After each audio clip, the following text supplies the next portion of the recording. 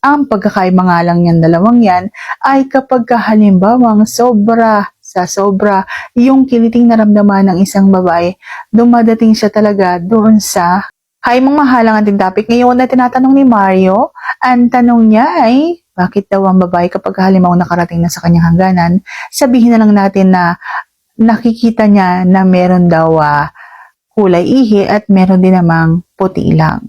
Siyempre, pag-uusapan for today's video, interesado ka bang malaman kung ano aking sagot? Please keep on watching para bago yan. Kung bago ka pa lang sa akin channel, please consider to like this video and subscribe my channel.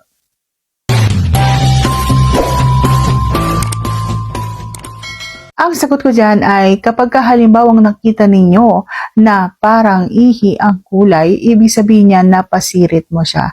Ibig sabihin niyan sobra pa sa sobra yung ginawa mo na pangingiliti sa kanya.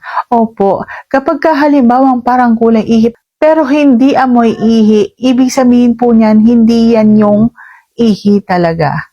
Iba po ang ihi, may amoy at may lasa. Kapag halimbawang parang tubig lang, kakulay lang noon, ay hindi yun ihi. Okay?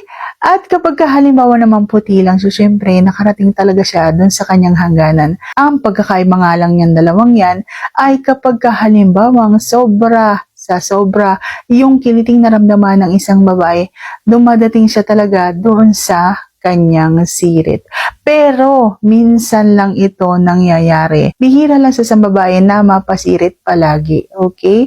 Kapag halimbawa araw-araw na ganito ang nangyayari, so ikaw na, magaling ka na. Pero ako kasi minsan lang nangyari ito sa akin.